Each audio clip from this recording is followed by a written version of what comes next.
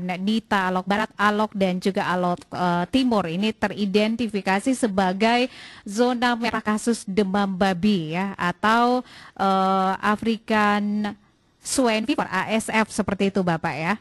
Dan ini seperti apa nih Bapak ya? Sejauh mana sudah setinggi mana kasus kematian babi di Kabupaten Sika?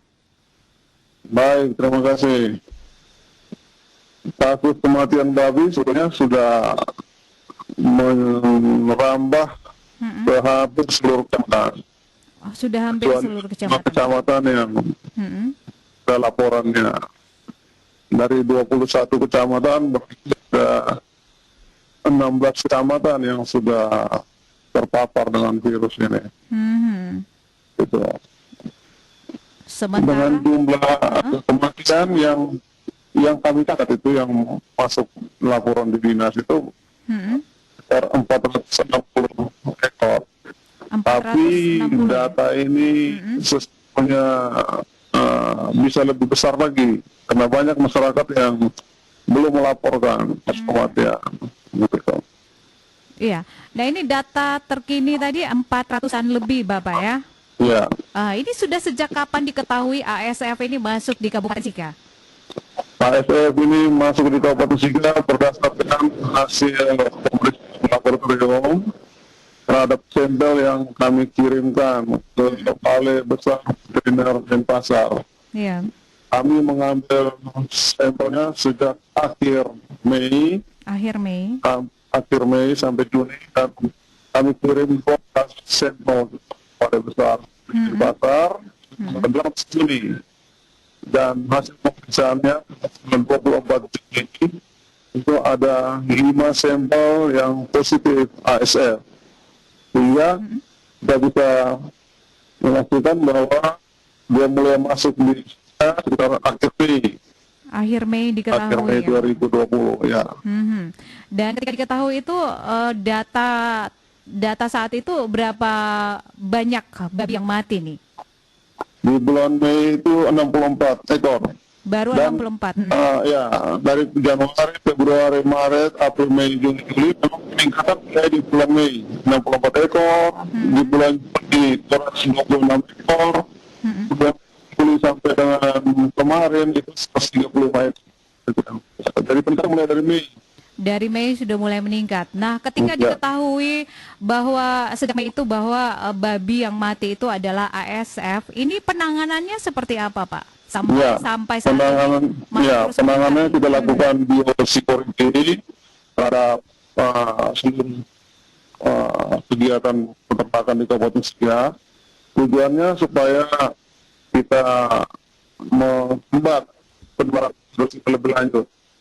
Virus yang masuk kita usaha supaya jangan menyebar ke mana-mana, kemudian virus yang sudah masuk di kandang atau di desa atau di kecamatan itu bisa menular keluar. Kita lakukan biasa seperti itu. Nah ini sosialisasi yang diberikan dinas terkait kepada masyarakat ini seperti apa? Kalau mengenai sosialisasi kami sebenarnya dari awal sudah lakukan itu dari tahun lalu. Kita kalau virus ini masuk di Timor Leste bulan September, kami waktu Oktober itu melakukan seminar di Momere, kita mengundang semua pelaku usaha, penjaga, para peternak, menjelaskan apa itu virus ASF. Waktu itu saya sampaikan, melihat penyebarannya dari Cina turun sampai Filipina, Timor Leste, saya sampaikan itu cepat atau lambat, saya tidak suka, terus ini pasti masuk di Indonesia. Dan kami sudah mulai setelah seminar itu, waktu bulan Februari, kita lakukan pengujian. Ketika virus sudah masuk di aqua, di Kupang, kami di Momere melakukan karya tentang kesiapsiagaan kita menghadapi virus ASF. Dan sebenarnya kita sudah cukup persiapan. Nah kemudian mulai bulan Maret dan dengan adanya corona, kasus ASF ini kelihatan turun, tidak ada informasi.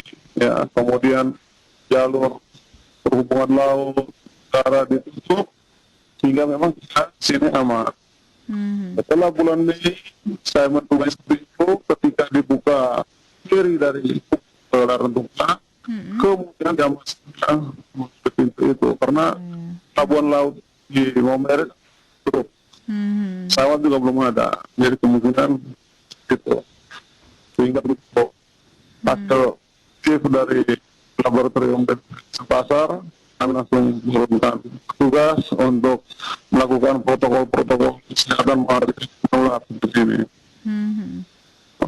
Oke, ya Pak Maurits, ini beberapa pekan lalu kami sempat mewawancarai Kepala Kantor Karantina Pertanian Stasiun Kelas 2 ND ya, Pak Dr. Hewan Julius Umbu Hunggar.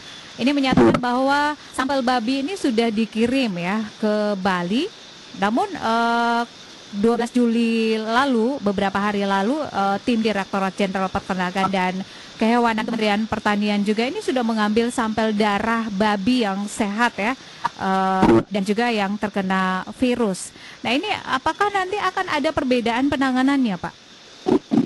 Penanganan sebetulnya sama, karena virus ini kan belum ada vaksinnya, belum ada obatnya.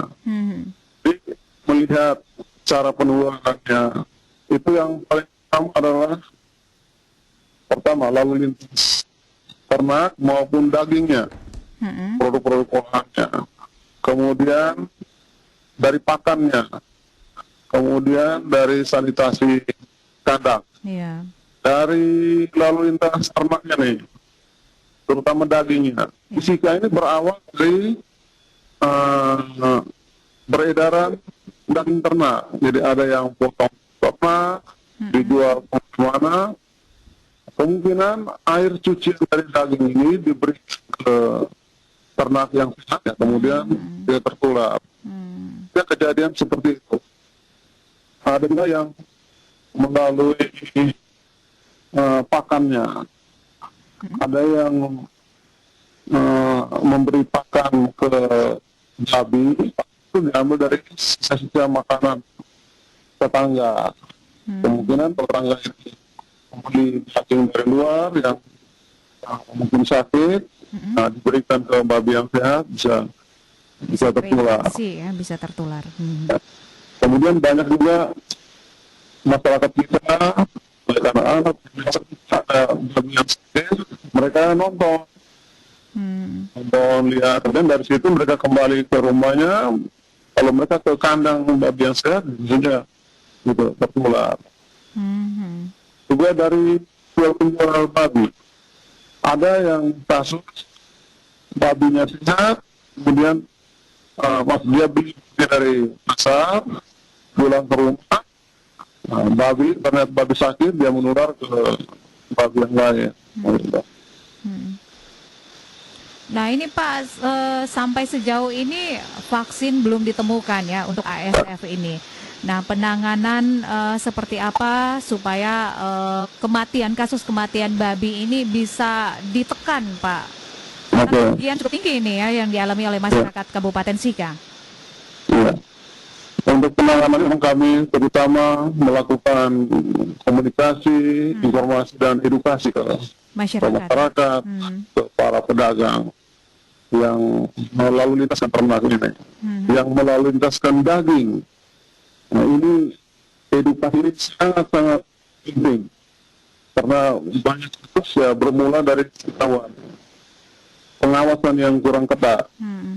Nah, ini yang kita turun edukasi karena belum ada obatnya. Selain hal-hal teknis seperti sanitasi kandang, harus bersih, harus steril, harus didesinfektan. Setelah kasus ini meningkat bulan Mei, kami dengan teman-teman SN yang ada di sini, kita turun melakukan inspektasi ke kandang yang sakit maupun yang ada di tempat sehat, yang ada di kandang yang sakit.